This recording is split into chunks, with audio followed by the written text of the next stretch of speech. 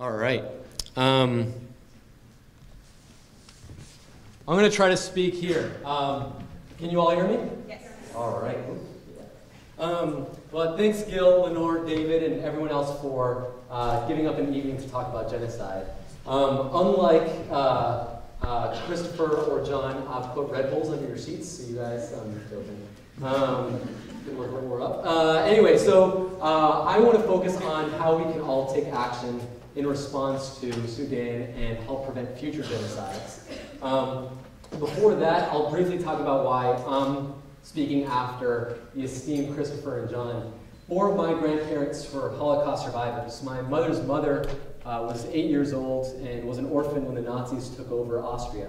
And she was able to get refuge in the United Kingdom on the Kindertransport, where they only allowed Jews if they were 16 years or younger.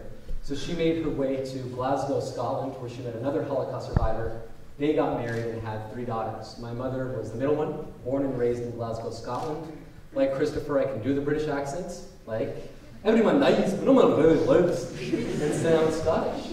My mom hated the weather, so when she was 17, she left Scotland and went to Southern California and started working there. On my father's side, his parents were in Auschwitz. And at the end of the war, they tried to get refuge here in the United States, but were denied entry. They tried Cuba, were denied entry, and finally made their way to Ecuador in South America. And there they met, they got married, had 1 son, my father, who was born and raised in the capital. He was visiting my mother in LA, or visiting LA, met my mother. They got married and decided to raise a family in Ecuador. So I grew up for 18 years in the capital, in Quito, belonged to the one synagogue in the country, made up of about 100 families. And everyone was a survivor or descendants of survivors. And so every Shabbat service, every high holiday, every Holocaust Remembrance Day, many of the elders still had the numbers tattooed on their arms. And they would always remind the congregation and anyone that they could of 2 critical lessons.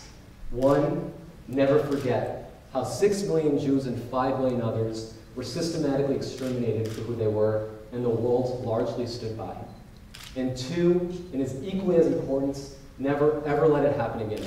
Doesn't matter if you're Scottish, American, Ecuadorian, Jewish, or not. Never allow people to be targeted for who they are. And when I was 18, I graduated, and I was fortunate to get a scholarship to come to the United States.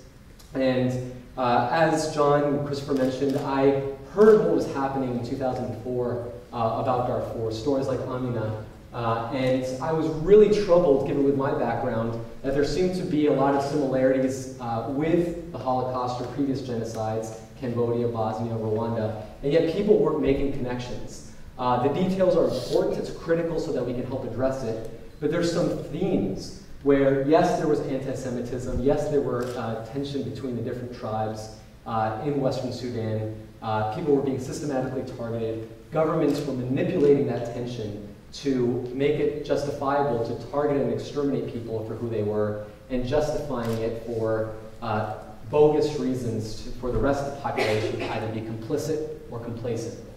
And fortunately, because the US and the Allies, we were able to stop the Nazis from completing the final solution.